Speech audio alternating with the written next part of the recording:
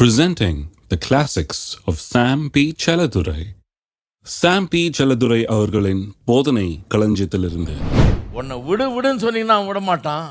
அதை காட்டிலும் மேன்மையான உன்னை கொண்டாந்து, அப்பா இது அதை விட 1000 மடங்கு நல்லது, நீ நான் முட்டாள்தனம் அதை பிடிச்சிட்டு இருக்கேன்னு காமிச்சிங்கன்னா கன்வின்ஸ் ஆகிட்டான்னு அதை விட்டுட்டு கண்டிப்பாக இதுக்கு வருவான் அப்படிங்கிறாரு.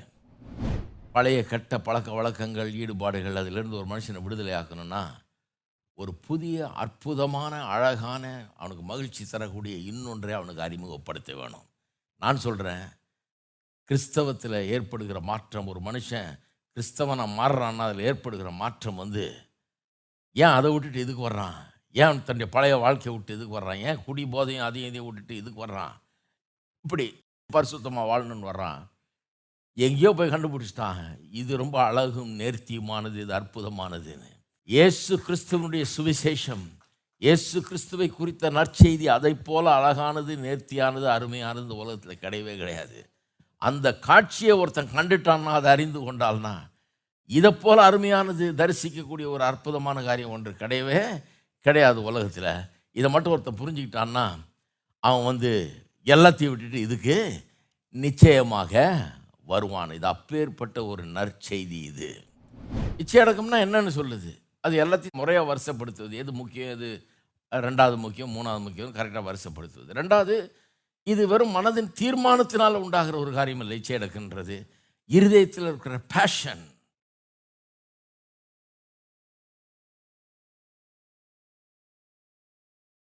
மூணாவது, ஒரு குறிப்பிட்ட குறிக்கோள் அவனுக்கு கொடுக்கப்படுகிறது.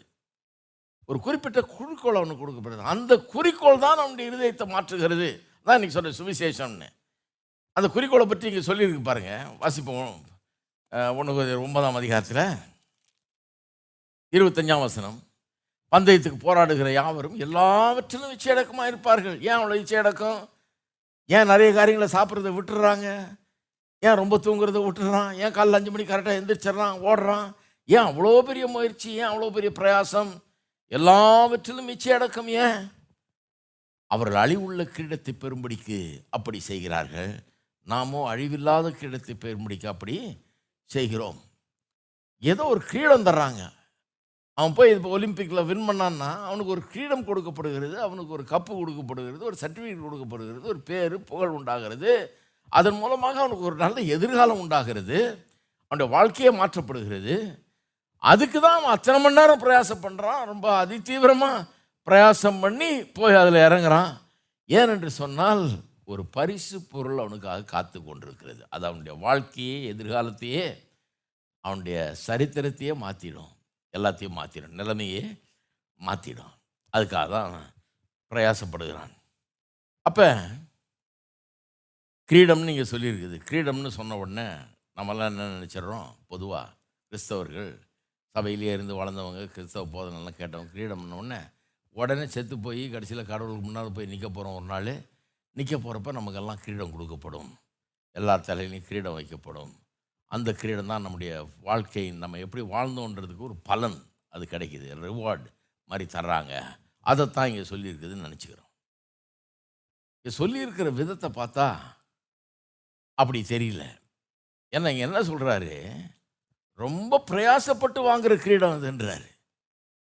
எல்லாவற்றிலும் இச்சையடக்கம், ரொம்ப பெரிய பிரயாசம், எல்லாத்துலேயும் கட்டுப்பாடு, எல்லாத்துலேயும் ஒரு இது, எல்லாத்தையும் அடக்கி ஆண்டு வாழ்கிற ஒரு வாழ்க்கை, எல்லாத்துலேயும் ரொம்ப யோசனை, எல்லாத்துலேயும் ரொம்ப ஜாக்கிரதை, அப்படி வாழ்கிற ஒரு வாழ்க்கை. அவ்வளவு பிரயாசப்பட்டு அதை எதுக்காக அவ்வளோ பிரயாசம்னா கிரீடம் கிடைக்க போகுது அப்படின்னு இது சொல்கிற விதத்தை பார்த்தா ஏதோ நம்ம பிரயாசப்பட்டு நம்ம பிரயாசத்துக்கு, நம்முடைய முயற்சிக்கு, நம்முடைய கிரியைக்கு ஒரு பலன் கிடைக்க போகுது அப்படின்னு சொல்கிற மாதிரி ஆகிடும். அப்படி சொன்னால் பவுல் அப்போஸ்தலன் மற்ற இடங்களில் போதித்த காரியங்கள் எல்லாவற்றுக்கும் முற்றிலும் எதிரானது இது. பவுல் அப்போஸ்தலன் கிருபையின் உபதேசத்தை போதிக்கிறாரு, கிருபையின் சுவிசேஷத்தை பேசுகிறாரு. நம்முடைய கிரியினால் நம்ம ரட்சிக்கப்படல, கிருபையினால் தான் நம்ம ரட்சிக்கப்படுறோம். கடவுள் நம்ம ஏற்றுக்கொள்வது, நம்ம அங்கீகரிப்பது, நம்ம பரலோகத்தில் ஏற்றுக்கொள்வது எல்லாம் நம்முடைய கிரியினால் அல்ல, எல்லாம் அவருடைய கிருபையினால தான் நடக்குதுன்றதை பவுல் அப்போஸ்தலன் ரொம்ப க்ளீனாக சொல்கிறார். அப்போ இப்போ இங்கே சொல்லியிருக்கிற இந்த இச்சையடக்கம் ரொம்ப தீவிர பயிற்சி, ஒரு டிரான்ஸ்லேஷனில் இந்த இச்சையடக்கம்ன்றத இங்கிலீஷில் ஒரு டிரான்ஸ்லேஷன் சொல்லுது, everybody that wants to run the race undergoes strict training அப்படின்னு சொல்லி. ஸ்ட்ரிக்ட் ட்ரைனிங்னா கடுமையான பயிற்சி அவர்களுக்கு கொடுக்கப்படுகிறது. அப்போ என்னத்தை பற்றி இவர் பேசுகிறாரு? கிரியையின் வாழ்க்கையை குறித்து பேசுகிறாரா? என்னத்தை பற்றி பேசுகிறாரு அப்படின்னு பார்க்க போனால் இது வேற கிரீடத்தை பற்றி இவர் பேசுகிறார். எடுப்போம் 1 தெசலோனிக்கேயர் 2ஆம் அதிகாரம். 1 தெசலோனிக்கேயர் 2ஆம் அதிகாரம். இந்த கிரீடத்தை பற்றி கேள்விப்பட்டிருக்க மாட்டோம்னு நினைக்கிறேன். 2ஆம் அதிகாரம் 7ஆம் வசனம் பாருங்கள், 7-8. உங்களிடத்தில் பட்சமாய் நடந்து கொண்டோம், பால் கொடுக்கிற தாயானவள் தன் பிள்ளையை காப்பாற்றுகிறது போல நாங்கள் உங்கள் மேல் வாஞ்சையாக இருந்து தேவனுடைய சுவிசேஷத்தை உங்களுக்கு கொடுத்ததும் இல்லாமல் நீங்கள் எங்களுக்கு பிரியமானவர்களானபடியால் எங்கள் ஜீவனையும் உங்களுக்காக கொடுக்க மனதாக இருந்தோம். தாய் பால் கொடுத்து பிள்ளை எப்படி காப்பாற்றுறாளோ அதுபோல் உங்களை நான் காப்பாற்றினேன்றார். இவருக்கு சுவிசேஷத்தை அறிவித்து இவ ஊரில் சபையெல்லாம் ஆரம்பித்தவர். இவர் சொல்கிறாரு, ஒரு தாய் எப்படி பிள்ளைகளை கவனிப்பாளோ அது மாதிரி உங்களை ஊட்டி வளர்த்தேன் நான். சுவிசேஷத்தை உங்களுக்கு கொடுத்தது மட்டும் இல்லாமல் உயிரையே கொடுக்க வேணும்னு அவசியம் வந்தால் கூட நான் கொடுத்துருப்பேன் அப்படிங்கிறார். சொல்லிவிட்டு அப்புறம் மற்ற நிறைய காரியங்கள் சொல்கிறார். வாசிக்க நேரம் இல்லை, நேராக வசனம் 19க்கு போங்க. அதே அதிகாரத்தில், எங்களுக்கு நம்பிக்கையும் சந்தோஷமும் மகிழ்ச்சியின் கிரீடமாய் இருப்பவர்கள் யார்? எங்களுக்கு சந்தோஷமும் மகிழ்ச்சியின் கிரீடமாய் இருப்பவர், நம்பிக்கையும் சந்தோஷமும் மகிழ்ச்சியின் கிரீடமாய் இருப்பவர்கள் யார்? கிரீடத்தை மனுஷர்கள் என்று அழைக்கிறார் இவர். கிரீடமாய் இருப்பவர்கள் யார் அப்படிங்கிறார். சொல்லிட்டு நம்முடைய கர்த்தராகிய இயேசு கிறிஸ்து வரும்போது அவருடைய சன்னிதானத்திலே நீங்கள் அல்லவா அப்படி இருப்பீர்கள். இயேசு வரும்போது நான் பெறப்போகிற கிரீடம் வேற ஒன்றும் இல்லை, அந்த கிரீடம் நீங்கள் தான் அது அப்படின்றாரு. என் மூலமாக சுவிசேஷத்தை கேட்டு சபைக்கு வந்து அந்த சபையில் வளர்ந்து போதனையை கேட்டு கர்த்தருக்காக வாழ்ந்து அப்படி வந்த நீங்கள் தான் என்னுடைய கிரீடம், என்னுடைய மகிமையும் நம்பிக்கையும் எங்களுடைய சந்தோஷமும் மகிழ்ச்சியுமான கிரீடமாக இருக்கிறீர்கள் அப்படிங்கிறார். ஜனங்களை ஒரு கிரீடம் போல அவர் பார்க்குறார். அதைத்தான் கிரீடம் என்றார். இதை மனசில் வச்சுக்கிட்டு தான் இவர் வாழ்க்கை ஓட்டத்தை ஓடுறாரு, இது ஊழியத்தை செய்கிறாரு. ஊழியத்தை எதுக்கு செய்கிறாரு? இந்த கிரீடம் அவங்களுக்கு கிடைக்க போகுது. எந்த கிரீடம்? இவர்கள் மாறினவர்களாக, அற்புதமாய் மாற்றப்பட்டவர்களாக, பாவிகளாக இருந்தவர்கள், பல்வேறு காரியங்களை வணங்கி கொண்டு ஏதோ தவறான வழியில் அறியாமையில் வாழ்ந்த இவர்கள்லாம் ஜொலிக்க போகிறாங்க ஒரு நாள் மகிமையோட. அதுதான் இவருடைய சந்தோஷம் மகிழ்ச்சியும் கிரீடமாக இருக்கிறது. அவருடைய கிரீடமே இவர்கள் தான் என்கிற விதத்தில் பேசுகிறார். பிலிப்பியரில் பாருங்கள், பிலிப்பியர் 4ஆம் அதிகாரம் அதே மாதிரி ஒரு வசனம் அங்கே இருக்குது பாருங்கள். பிலிப்பியர் 4:1. ஆதலால் எனக்கு பிரியமும் வாஞ்சையுமான சகோதரரே. எத்தனை தடவை இப்படி சொல்கிறார் பாருங்கள், பிரியமும் வாஞ்சையுமான சகோதரரே. அவங்க மேலே அவ்வளோ ஆசையை வச்சுருக்காரு. எனக்கு சந்தோஷமும் கிரீடமுமானவர்களே. இது கவனிச்சிருக்கீங்களா? அப்போ அது எனக்கு சந்தோஷமும் கிரீடமுமானவர்களே, பிரியமானவர்களே, இந்தபடியே கர்த்தருக்குள் நிலைத்திருங்கள். எவ்வளோ ஆசையாக அள்ளி கொட்டுறாரு பாருங்க அவங்க மேலே. அவர் பிரசங்கித்து உண்டான ஜனங்கள் மேலே அவ்வளோ பெரிய வாஞ்சையை வச்சுருக்காரு. வாஞ்ச பிரியம் அவர் மேலே இருக்குது. அவர் சொல்கிறாரு, எனக்கு சந்தோஷமும் கிரீடமுமானவர்களே, பிரியமானவர்களே, கர்த்தருக்குள்ளே எப்போவுமே இப்படியே நிலைத்திருங்கள் அப்படிங்கிறார். அப்போ உலகத்தில் ஓட்டப்பந்தயத்தில் ஓடுறவன் அழிஞ்சு போகிற ஒரு கிரீடத்துக்காக ஓடுறான். அதை கொண்டு போய் வீட்டில் வச்சு கொஞ்சம் வருஷம் ஆனோன்னா அது எல்லாம் மூஞ்சி காட்ட ஆரம்பிக்கிறது இல்லையா? அதெல்லாம் எத்து போய் ஒரு வழியாயிடும் கொஞ்சம் காலத்தில். ஆனால் அழியாத கிரீடம் ஒன்றை நாம் பெறப்போகிறோம். அந்த கிரீடம் என்னன்றாரு? மற்றவர்களுடைய வாழ்க்கையில் நம்ம ஏற்படுத்துகிற வித்தியாசம் இருக்குது பாருங்கள். மற்றவர்கள் நம்மளால் மாற்றப்படுகிற, நம்ம மூலமாக கர்த்தர் அவர்களுடைய வாழ்க்கையில் கிரியை செய்து அவர் மாற்றப்படுகிறாங்க, அதைத்தான் கிரீடம்னு சொல்கிறாரு. அதைத்தான் அப்படி சொல்கிறாரு. அதை எப்படியெல்லாம் வேதம் போதிக்குதுன்னு கொஞ்சம் கவனிங்க. இங்கே 9ஆம் அதிகாரத்துலேருந்து பார்க்குறோம். நம்ம 1 கொரிந்தியரில் 13ஆம் அதிகாரத்தை வாசித்தோம், அப்புறம் 9ஆம் அதிகாரத்துக்கு வந்தோம். அது மூலமாக தான் போதிக்கிறோம் அது. ஆனால் உண்மையாக பார்த்தீங்கன்னா எல்லாம் கனெக்டட். 8ஆம் அதிகாரத்துலேருந்து ஒரு சப்ஜெக்ட் ஆரம்பிக்குது. அது 8, 9, 10, 11, 12, 13 அன்பில் போய் முடியுது. அது ஒரே சப்ஜெக்ட் தான். 8ஆம் அதிகாரத்தில் எதை பற்றி போதிக்கிறாரு? முன்னால் போதிச்சேன். விக்கிரகங்களுக்கு படைக்கப்பட்டவர்களை சாப்பிட்றதுல சிலருக்கு ஆட்சேபனை இருக்குது. ஏன்னா அவங்க புதுசாக வந்திருக்காங்க, அந்த பேக்ரவுண்ட்லேருந்து வந்திருக்காங்க, அது அவங்களுக்கு பெரிய தப்பு மாதிரி தெரியுது. ஆனால் பவுலுக்கு அது தப்பாக தெரியல. அது விக்கிரகம் தானே, அது ஒன்றும் கிடையாது, அதில் எந்த ஜீவனும் கிடையாது, ஒன்றும் கிடையாது, ஆகவே அது சாப்பிட்றதுனால எனக்கு ஒன்றும் ஆக போகிறது இல்லை, அதனால் நான் நரகம் போகிறது ஒன்றும் கிடையாது, அது தப்பும் கிடையாது அப்படின்னு அவர் பார்க்குறாரு. சாப்பிட்டா ஒன்றும் கிடையாதுன்றார். ஆனால் சாப்பிடலாங்கிற அந்த உரிமையை அவர் எடுத்துக்கொள்ள மறுக்கிறார். ஏன்னா ஒரு பலவீன சகோதரன் இருக்கிறான். பலவீன சகோதரன் யார்? அவனுக்கு விளங்கலை. இது சாப்பிடலான்னு சொன்னால் அவனுக்கு உள்ளம் குத்துது. அவனுக்கு ஐயோ, நான் அதுலேருந்து தானே வரேன், இவ்வளோ நாள் அதை வணங்கிட்டு இருந்தேன், இப்போ அதுக்கு படைச்சது சாப்பிட்லான்னு சொல்கிறீங்களே அப்படின்னு அவன் உள்ளம் அவனுக்கு இதாகுது. இப்போ அவர் சொல்கிறாரு, நான் சாப்பிட்றதுக்கு அவனுக்கு இடலாம் இருக்குமானா நான் கறியை சாப்பிட்றதே நிறுத்துறதுக்கு தயார். ஏன்னா நான் பிரசங்கிக்கிறது அவனுக்கு வழங்கணும், அவன் அதை ஏற்றுக்கொள்ளணும், அதுக்கு எந்த இடமும் இருக்கக்கூடாது. என்னுடைய பிரசங்கம் என்னுடைய ஊழியத்தின் மூலமாக தான் அவன் வளரப்போகிறான். அதுக்காக நான் என்னை எந்த அளவுக்கு மாற்றிக்க தயார், என்னுடைய உரிமைகள்லாம் விட்டு கொடுக்க தயார், எல்லாத்தையும் சகிக்க தயார். அன்பு சகலத்தையும் சகிக்கும், எதையும் சகிக்க தயார். டெய்லி கறி சாப்பிட்றாள், நான் கறியை சாப்பிடாம கூட இருக்க ரெடின்றார்.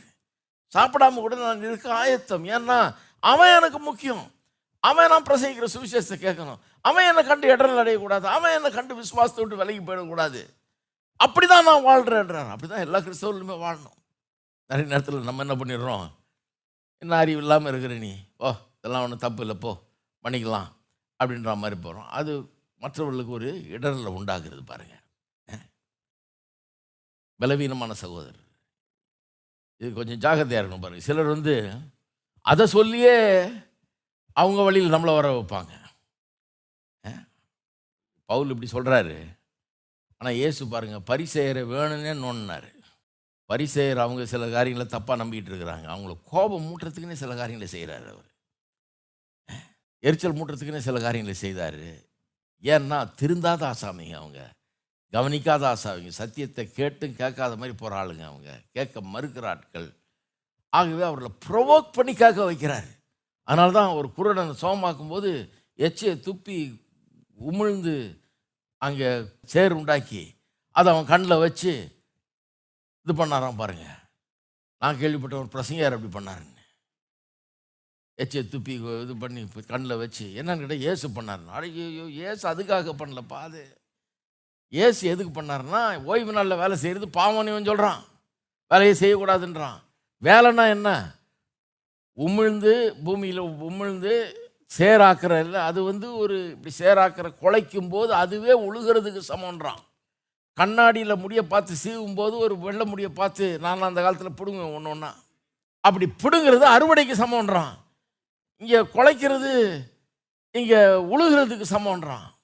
சேரை இழுத்திங்கனாலே அதே உழுகிற மாதிரின்றான். அதெல்லாம் பண்ணக்கூடாது ஓய்வு நாள்ன்றான். தீவிரமாக அவ்வளோ வெறியோடு இருந்தாங்க. வேணும்னா குலைக்கிறாரு. நான் குலைக்கிறேன், என்ன பண்ணுறேன்னு பார்க்கலாம். அதனால தான் கோபம் அவனுக்கு. சோகமான உடனே அவங்களுக்கு எல்லாம் கோபம். ஏன்னா ஓய்வு நாளில் சோகமாக்குனாரு. ஓய்வு நாளில் என்ன பண்ணிட்டாரு? குலைச்சாரு. வேணும்னு இவனை கோபப்படுத்துறதுக்குன்னு கோபப்படுத்தியாவது பார்ப்பானான்னு பார்க்குறாரு. சிலருக்கு அந்த ட்ரீட்மெண்ட் தேவை தான். ஏன்னா அவங்க பலவீன சகோதரர் இல்லை, அது முரட்டாட்ட சகோதரர்கள், திருந்தாத சகோதரர்கள்.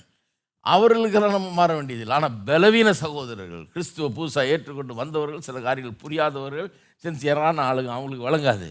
அவங்கள்ட்ட போய் எனக்கு உரிமை இருக்குது, நான் இப்படி தான் சாப்பிடுவேன், நாங்கள் போய் அவன் என்ன ஏற்றுக்கலையோ அப்படின்னு போகக்கூடாது. ஏன்னா அவன் நீங்கள் பிரசங்கம் பண்ணுறதே கேட்க மாட்டான், அவன் நீங்கள் சொல்கிறதையே கவனிக்க மாட்டான், உங்களுடைய ஊழியம் அவனுக்கு பிரயோஜனமாக இருக்காது, நீங்கள் செய்கிற உதவி அவனுக்கு போய் சேராது.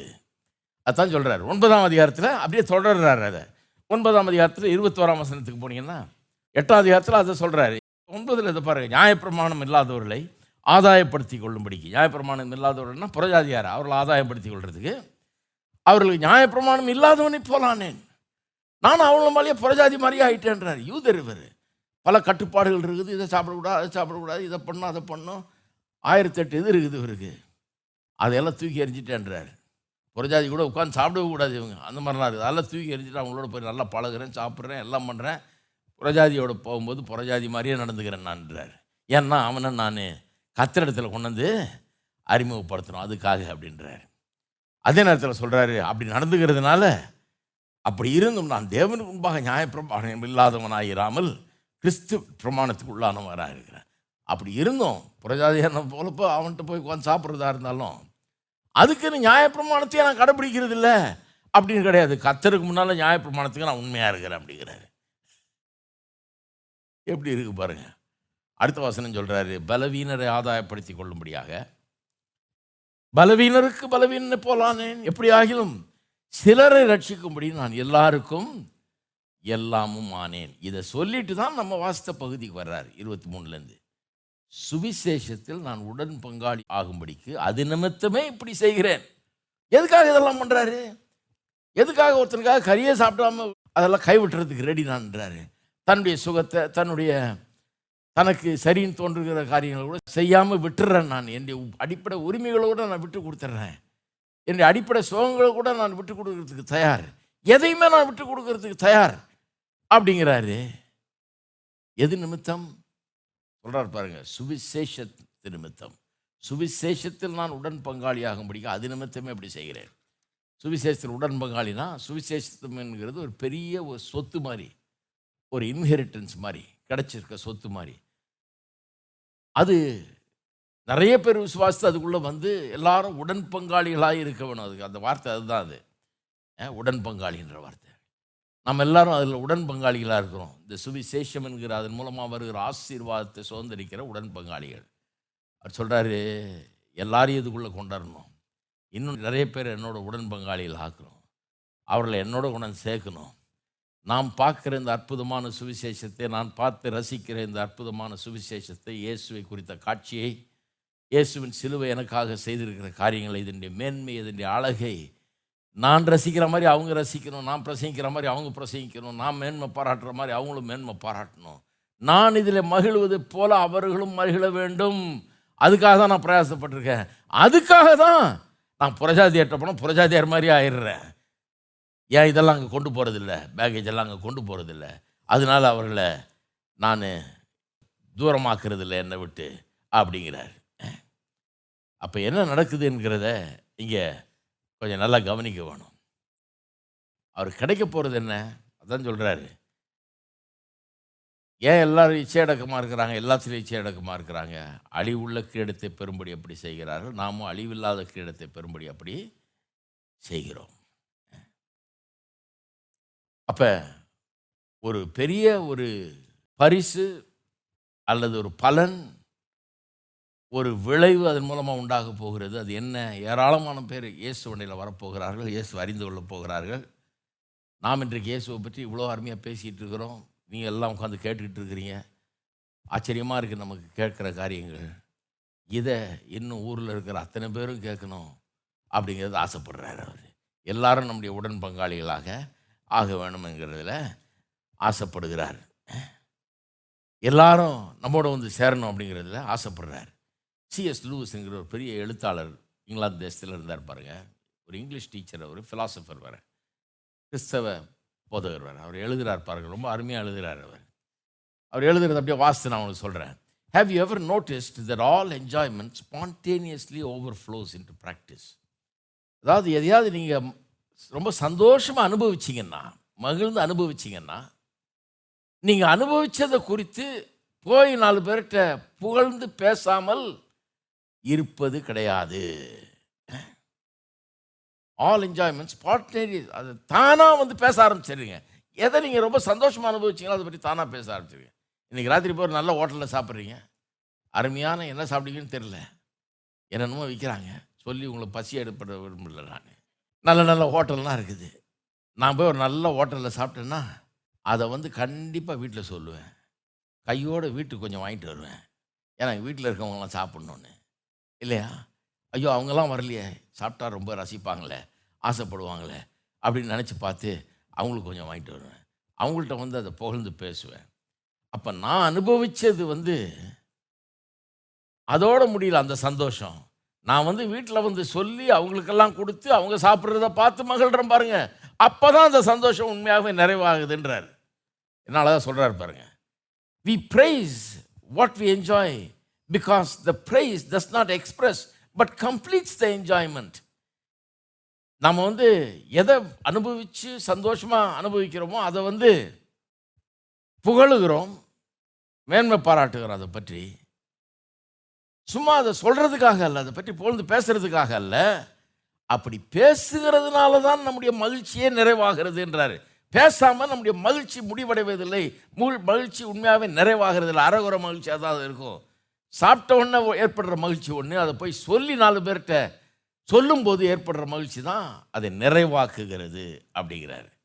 சொல்கிறார், it is absolutely frustrating to have discovered a new author and not be able to tell any one how good he or she is. ஒரு புதிய எழுத்தாளர் ஒருத்தர் அழகாக எழுதுகிறாரு. அவருடைய கருத்துக்கள் ரொம்ப கவர்ந்து இழுக்குது. ரொம்ப பெரிய சத்தியத்தை உண்மை அவர் சொல்கிறாரு. அதை கேட்டுட்டு அதை வாசித்துட்டு இன்னொருத்தருக்கு போய் அதை சொல்ல என்னை தூண்டுகிறது அந்த என்ஜாய்மெண்ட். நான் அனுபவித்த காரியங்கள் தான் யாம் கண்ட இன்பம் இந்த வையகம் காண்டுன்றாங்க. அந்த மாதிரி தான் நான் பார்த்துட்டேன். எனக்கு ரொம்ப சந்தோஷம் அளிக்குது. இதை போய் நான் மற்றவர்களுக்கு சொல்லணும் அப்படிங்கிற ஒரு இது உண்டாகுது இல்லையா? அதை சொல்கிறாரு. அதை சொல்ல முடியலன்னா அதை போல் ஒரு துக்ககரமான காரியம் ஒன்றும் இல்லை. அது ரொம்ப நம்மளை ஃப்ரஸ்ட்ரேட் பண்ணுது, நம்மளை சலித்து போக வைக்கிறது அது சொல்ல முடியலனா அப்படிங்கிறாரு. It is incredibly frustrating to have found some mountain valley of unexpected grandeur and not be able to take anyone to it. ஒரு பெரிய மலை பிரதேசத்தையோ அல்லது பள்ளத்தாக்கையோ ஒரு பெரிய காட்சி, அற்புதமான காட்சி, கிராண்ட் கேன்யன், நயாகரா ஃபால்ஸு, இந்த மாதிரிலாம் நிறைய இடங்கள் இருக்கு இல்லையா உலகத்தில். அதை பார்க்கும்போது என்ன உடனே உங்களுக்கு தெரியுது, ஐயோ நம்ம தனியாக வந்து இதை பார்த்துட்டு இருக்கிறோம். வீட்டில் மனைவியை கூப்பிட்டு வந்திருக்கலாம், பிள்ளைகளை கூப்பிட்டு வந்திருக்கலாம், குடும்பத்தை கூப்பிட்டு வந்து பிள்ளைகள்லாம் பார்த்தா எவ்வளோ என்ஜாய் பண்ணுவாங்க. இதே அற்புதமான காட்சி, உலகத்தில் இருக்கிற அத்தனை மனுஷனும் பார்க்க வேண்டிய காட்சி. இவங்க பார்த்துருக்குறாங்களா, அவங்க உடனே ஃபோன் எடுத்து இவரை ஃபோன் பண்ணி எங்கே இருக்கிறது தெரியுமா, இப்படிப்பட்ட ஒரு இடத்துல நிற்கிறது, என்ன காட்சி தெரியுமா, அதை பார்த்துருக்கீங்களா நீங்கள் அப்படின்னு அதை பற்றி சொல்ல ஆரம்பிக்கிறோம். அதை சொல்லாமல் அதை அனுபவிக்க வேண்டிய விதத்தில் அந்த சந்தோஷத்தை நீங்கள் அனுபவிக்க முடியாது. அதை சொல்லுவதன் மூலமாக தான் அந்த சந்தோஷத்தை முழுமையாக அனுபவிக்கிறீங்கன்றார். அப்போ இன்னும் சொல்கிறார் பாருங்க, is saying that you can enjoy something without praising it. ஒரு காரியத்தை புகழ்ந்து பேசாமல் நீங்கள் அதை முழுமையாக அனுபவிக்க முடியாது. Without praising it to other people and having them come in. அவர்களும் வந்து அதை கண்டு அதில் பங்கெடுக்க முடியாது செய்கிறதுல தான் அந்த மகிழ்ச்சி நிறைவடைகிறது. ஏன்? It's not like I enjoy it and now I'm going to praise it. ஏதோ நான் அனுபவித்தேன், சந்தோஷமாக எனக்கு இருந்தது, அதை நான் இப்போ புகழ்ந்து பேசுகிறேன் அப்படின்றது இல்லை. I can't enjoy it without praise. அதை புகழாமல் அதை மெய்யாகவே நான் அனுபவிக்க முடியாது. அதை புகழுவதன் மூலமாகவே நான் அதை இன்னும் அதிகமாக அனுபவிக்கிறேன் அந்த சந்தோஷத்தை அப்படிங்கிறாரு. ரொம்ப விவரமான ஆள் இவர். எப்படி எழுதுகிறாரு பாருங்க, ஐ can't enjoy it without sharing it. அதை மற்றவர்களோடு பகிர்ந்து கொள்ளாமல் நான் அதை உண்மையாகவே அனுபவிக்க முடியாது அப்படிங்கிறார். அப்போ எப்படி இருக்குது பாருங்க, எப்படி இது வேதம் இதை போதிக்கிறது என்பதை கொஞ்சம் கவனிக்க வேண்டும். சுவிசேஷம் அப்படிப்பட்ட ஒன்று. இந்த இச்சை அடக்கத்தை பற்றி உலகம் சொல்லும்போது என்ன சொல்லுது, உனக்குள்ள ஒரு சக்தி இருக்கணும், அதை நீ கண்டுபிடிக்கணும், அதன் மூலமாக இச்சை அடக்கத்தை கொண்டாடணும் அப்படிங்கிற மாதிரி அவங்க ஏதோ தத்துவம்லாம் பேசுகிறாங்க. ஆனால் வேதம் சொல்லுது கிடையாது. இது சுவிசேஷம், இயேசுவை குறித்த அந்த நற்செய்தி, அதன் அழகு, அதன் மேன்மை, அந்த காட்சி, அது அற்புதமான காட்சி. இந்த உலகத்திலேயே இல்லாத இப்படிப்பட்ட ஒரு அற்புதமான காட்சி அது. அதை கண்டுட்டா, அதில் மகிழ்ந்துட்டா மற்றவர்களுக்கு சொல்லாமல் இருக்க முடியாது. சொல்லும்போது தான் அந்த மகிழ்ச்சி நமக்கு நிறைவாக இருக்கிறது. யாருக்கா சொல்லியிருக்கீங்களா? நீங்கள் அனுபவித்த ஆண்டவரை பற்றி சொல்லியிருக்கீங்களா? அவருடைய அன்பை பற்றி சொல்லியிருக்கீங்களா? அவருடைய அற்புதத்தை பற்றி சொல்லியிருக்கீங்களா? சொல்லும்போது தான் அந்த மகிழ்ச்சி நிறைவாகிறது. சொல்கிற வரைக்கும் அனுபவிச்சிருக்கிறீங்க, ஆனால் இன்னும் நிறைவாகலை, ஃபுல்லாக அனுபவிக்கலை. சொல்லும்போது தான் அது அனுபவிக்கிறீர்கள் முழுமையாக என்று C.S. லூயிஸ் சொல்கிறாரு.